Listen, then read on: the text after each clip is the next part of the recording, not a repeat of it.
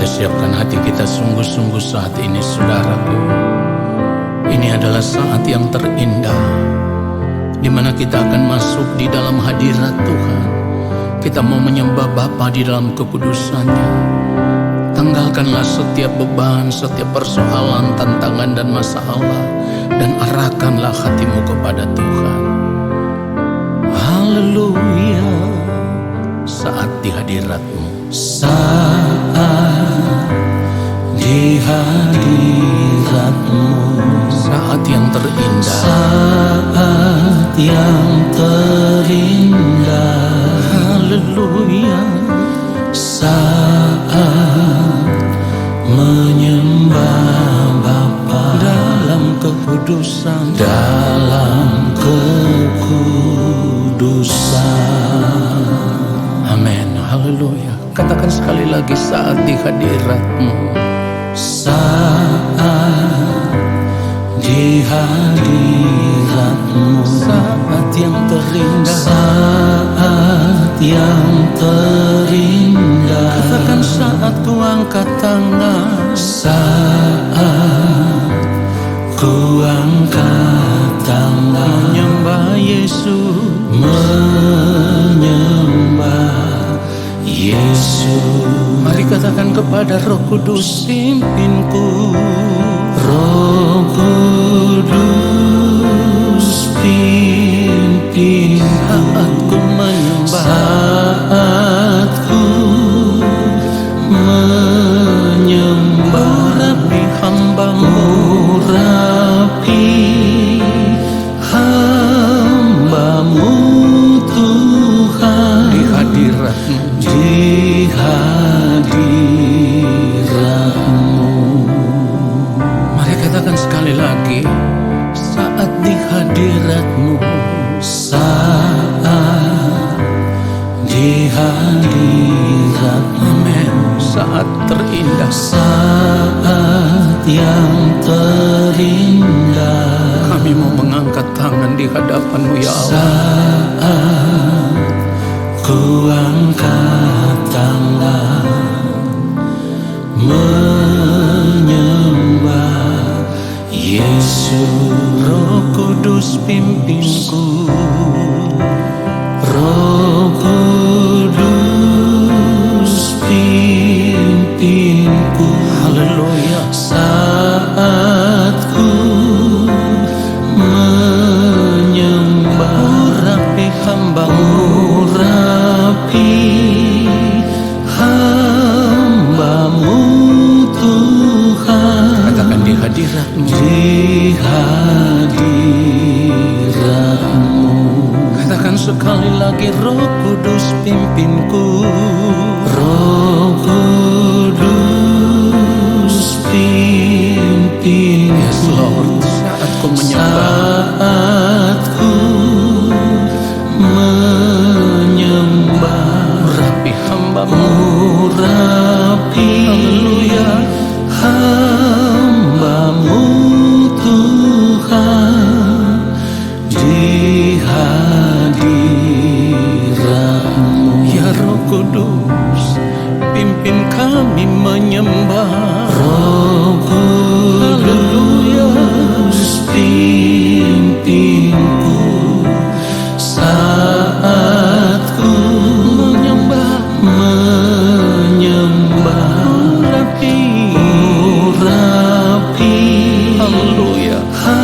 hamba-Mu Tuhan, di hadirat-Mu. Urapilah kami ya Bapa di sorga. Urapi Haleluya. hamba-Mu Tuhan, di hadirat-Mu. Di hadirat-Mu, Di hadirat-Mu. oh di hadirat-Mu. Di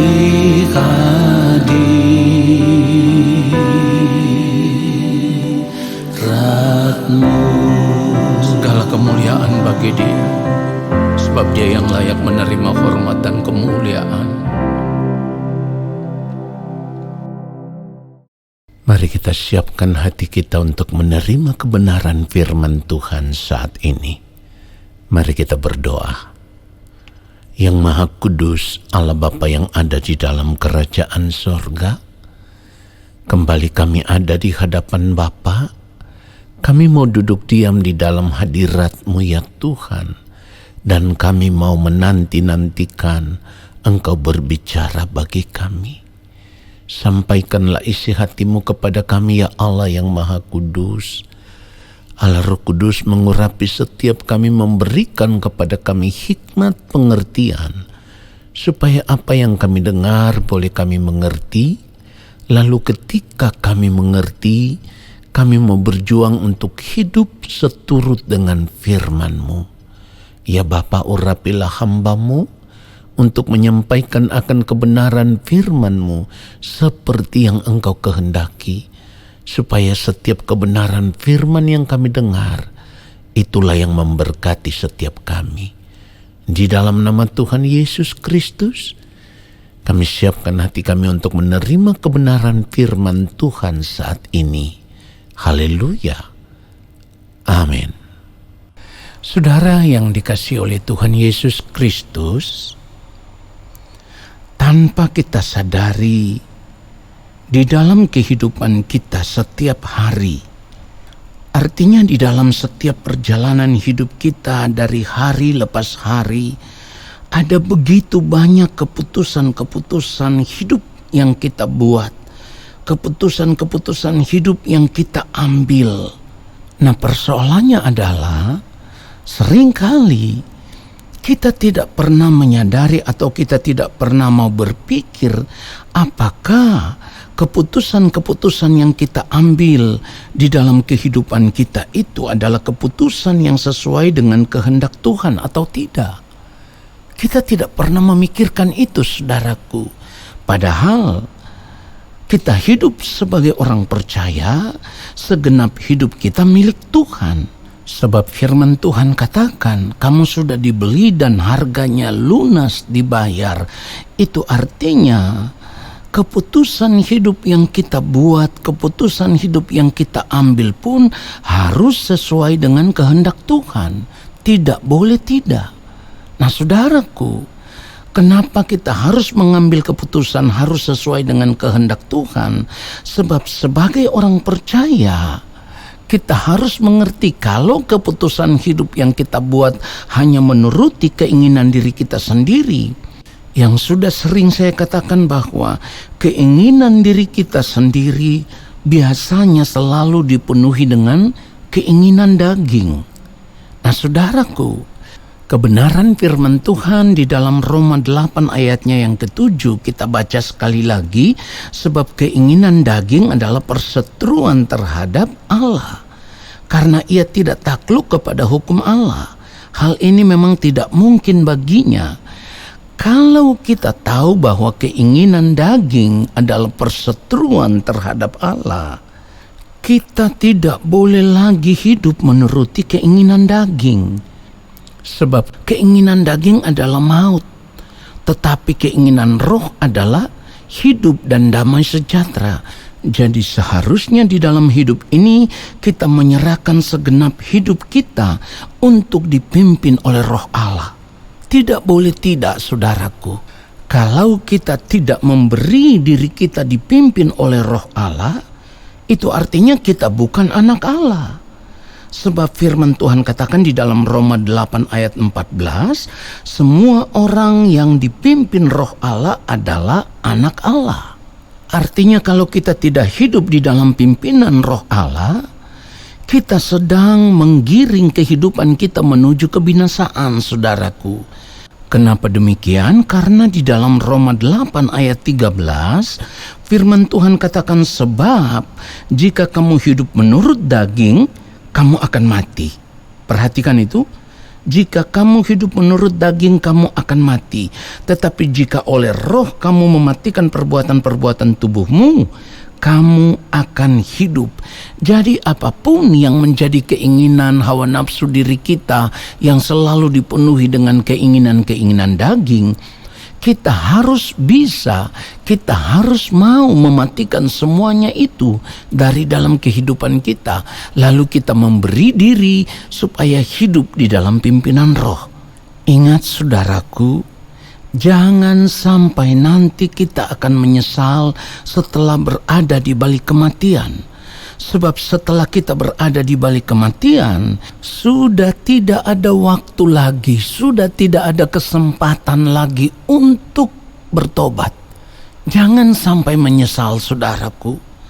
Ingat, firman Tuhan katakan di dalam Galatia 5 ayat 24, barang siapa menjadi milik Kristus Yesus, ia telah menyalibkan daging dengan segala hawa nafsu dan keinginannya.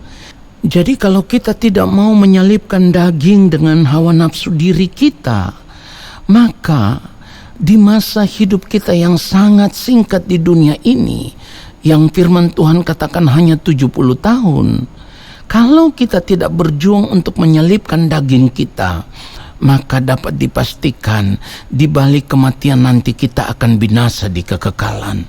Nah, saudara yang dikasihi oleh Tuhan Yesus Kristus, hidup menuruti keinginan daging inilah yang membuat seringkali keputusan hidup yang kita ambil di dalam kehidupan ini tidak sesuai dengan kehendak Tuhan. Saudaraku, kenikmatan daging itu hanya sementara. Jadi jangan tukar keselamatan kita dengan kenikmatan yang hanya sementara. Saudara, kita harus melihat kepada ketaatan Tuhan Yesus yang hidup hanya untuk melakukan kehendak Allah Bapa di sorga. Kalau kita terus hidup di dalam keinginan daging, kita tidak akan pernah bisa hidup di dalam penurutan akan kehendak Allah. Ini yang harus kita pahami.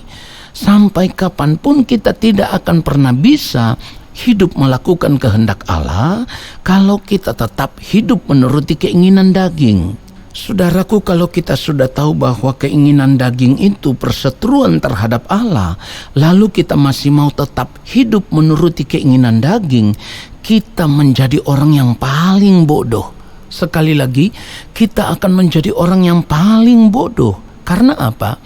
Karena kita sedang menyia-nyiakan keselamatan yang sudah kita terima dari Tuhan Yesus Kristus. Pada akhirnya kita akan terbuang dari hadapan Allah ke dalam kebinasaan kekal. Ingat saudaraku, bukan tanpa alasan firman Tuhan katakan, kuduslah kamu sebab aku kudus. Artinya kalau hidup kita tidak ditemukan kudus di hadapan Allah, maka hidup kita tidak berkenan kepada Allah. Saudara, keinginan daging akan membuat hidup kita tidak mungkin berkenan kepada Allah. Keinginan daging hanya membawa kita hidup di dalam dosa. Dan firman Tuhan katakan upah dosa adalah maut. Ingat baik, sekali lagi ingat baik. Ketika Adam dan Hawa jatuh ke dalam dosa, Tuhan mengusir mereka. Artinya dosa tetap mendapat hukuman. Allah tidak pernah kompromi dengan dosa.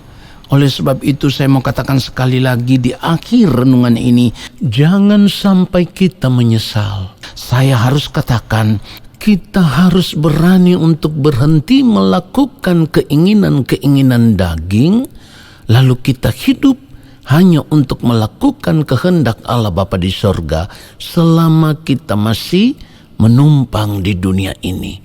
Supaya ketika waktu Tuhan tiba, kehidupan kita boleh ditemukan berkenan di hadapan Allah Bapa di sorga. Biarlah kebenaran firman Tuhan ini menyadarkan kita semua. Haleluya. Amin. Saudara yang dikasihi oleh Tuhan Yesus Kristus, mari kita angkat tangan di hadapan Allah Bapa di sorga dan kita akan menerima berkat-Nya.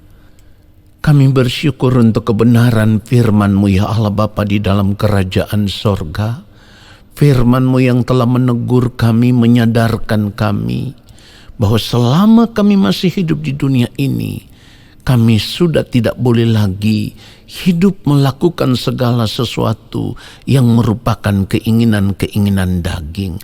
Keinginan-keinginan yang tidak sesuai dengan kehendak-Mu ya Allah.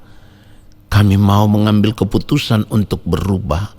supaya di sisa umur hidup kami, apapun yang kami lakukan, semuanya itu merupakan kehendak Allah Bapa di sorga. Supaya pada akhirnya kehidupan kami boleh ditemukan berkenan di hadapan Bapa. Terima kasih Bapa yang Maha Kudus. Saat ini kami semua mengangkat tangan di hadapan Bapa. Kami percaya Engkau menurunkan tangan dan memberkati kami. Turunlah atas kehidupan kami segala berkat kasih karunia daripada Allah Bapa di sorga.